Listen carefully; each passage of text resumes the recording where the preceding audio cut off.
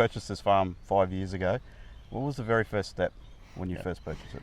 Back then I was living in Childers, 1,000 kilometers away, so everything was a bit remote controlled, and I got an agronomist to go over the place, take a few soil samples to get a bit of an idea what the nutrient status is. And when I looked at the place, there were 2-3 spots that were bare in a fallow block, and there was not even a wheat growing, so I had a bit of a suspicion there might be some salinity in the place. So I got that sample back and it sounded all right.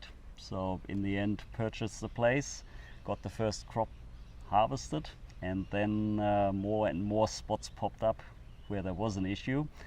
So got more soil samples of those problem spots, and in the end it turned out that about a quarter of the farm probably had sodicity and salinity issues, some really serious.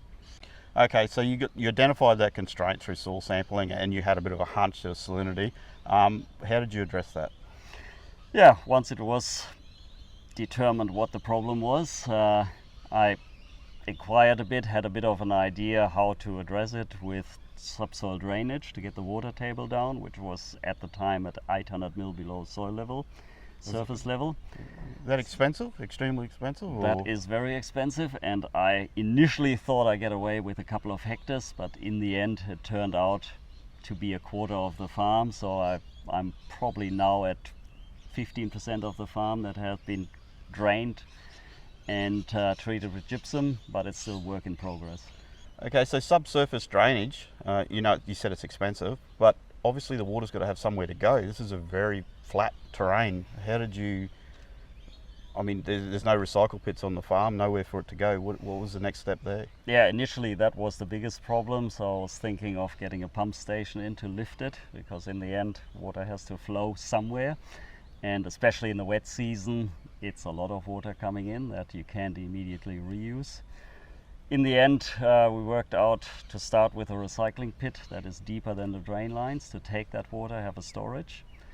And then I was lucky to get permission of a neighbor to run an overflow pipe for surplus water and any water leaving the farm in the wet season.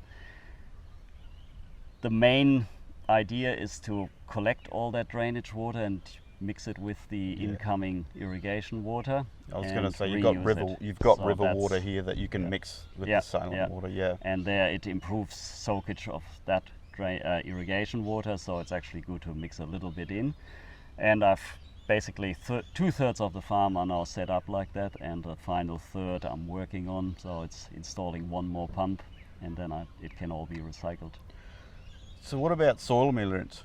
Is there scope to be able to apply gypsum? Obviously you would have needed to, the soil test would have came back saying apply gypsum.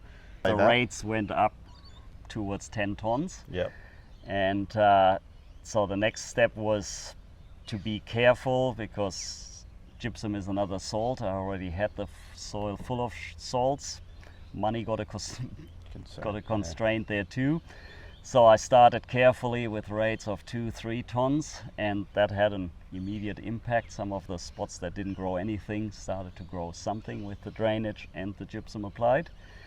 And then over the last couple of years I gradually put more gypsum on, and the final step was to test the soil, the electric conductivity of the soil, and get it mapped. And that way I could really concentrate on the proven hot spots. Variable rate prescription? So, whereas otherwise, if you go 10 tons blanket, it basically wrecks the balance sheet. That's exactly right.